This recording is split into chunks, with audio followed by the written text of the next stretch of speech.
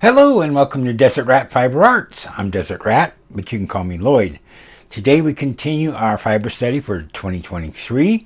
We're still working on the English collection. We just started that last week, and today we're going to be working with Devon.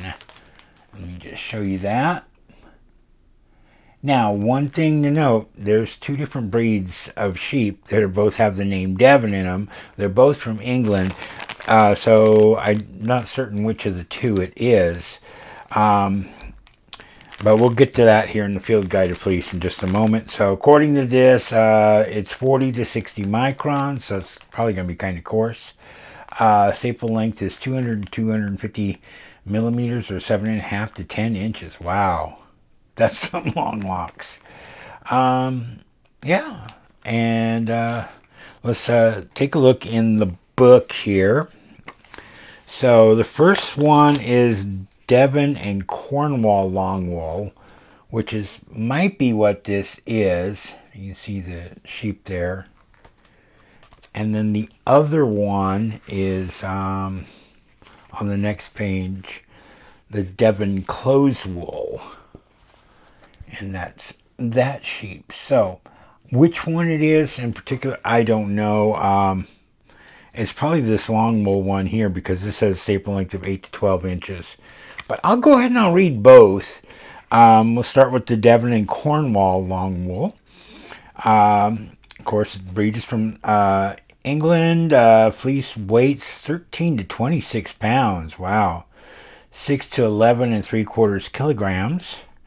Staple length is 8 to 12 inches, which is 20 to 30 centimeters.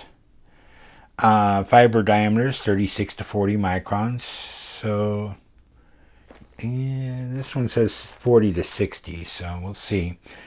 Natural colors are white. And Devon and Cornwall sheep are raised as dual-purpose animals, producing both meat and fiber. Okay. The massive fleeces of Devon and Cornwall sheep give new meaning to the words substantial. Long, sleek, and strong, this fiber will reward knitters, weavers, and other artisans with its heft, drape, and presence. Locks are long and wavy with curly, pointed tips. Use simply as locks, spin from the lock, pick and spin, or use sturdy combs with widely spaced teeth. Be careful not to overload the combs and take very long strokes. The fibers are slippery and may be easier to control if lightly sprayed with water to reduce static. Effects of dyes. The high luster fleece takes dye colors clearly and brightly. Best uses. The adult wool class as a carpet type is strong and shiny enough to make great rugs, bags, and other sturdy textiles, and perhaps even tapestries. It makes an excellent heavy warp for weaving. It is suitable for felting. Devon and Cornwall lamb's wool is quite fine and can be used for next to the skin projects. Okay. So that was the Devon and Cornwall. Let's read the Devon close wool. The next page, also from England, fleece weighs 5 to 13 pounds, 2.25 to 6 kilograms. Staple lengths are 3 inches to 4.5 inches, or 8 to 11 centimeters. The fiber diameter is 28 to 35 microns. Natural color is white. This one says, raised primarily as a meat breed, Devon close wools are often crossed with blue-faced Leicesters to produce close wool mules. Okay. Alright, Devon close wools have medium length wool that is crisp and lofty with lots of body. The dense, blocky, relatively indistinct staples tend to separate from the mass in clumps. The crimp is well developed and mostly disorganized. The fleece is easy to process on coarse combs. Shorter fiber lengths can be carded. You can always pick and spin directly from the lock for textured results. Devon close wool is easy and fast to spin. Effects of dyes. There may be some kemp which will affect the wool's appearance when dyed, but otherwise the wool's touch of luster enhances bright colors. Best uses. The strength of this fiber makes it a good choice for outerwear, blankets, bags, and the like, although some finer fleeces may be suitable for sweaters, hats, and mittens. Okay, so it's going to be one of those two. I think it's going to be the first one. If this thing is saying that, we're looking at, staple length of 7.5 to 10 inches, it's going to be the first one that we discussed. But let's take an actual look at the fiber itself. So let me pull it out of the bag here.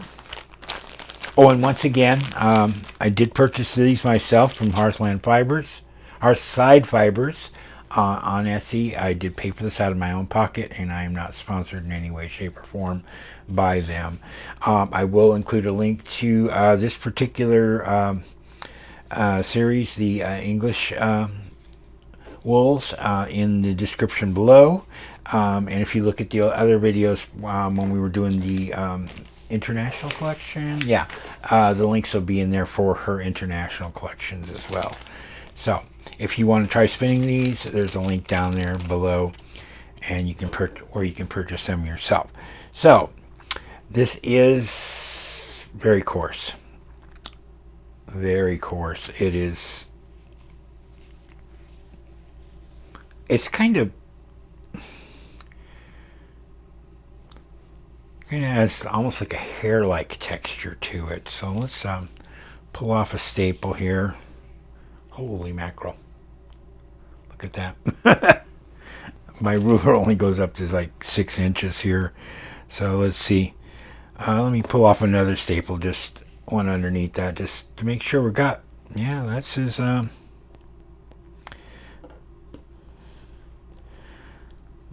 8.5 inches. Wow. Yeah, I'm thinking this is that first one. Definitely. So we will spin it and see what we get out of it. It's going to be interesting. I don't think I've ever spun anything this long before. So we'll see what it's like. So give me a moment. I'm going to get my wheel set up. It's right here. And then we'll get to spinning.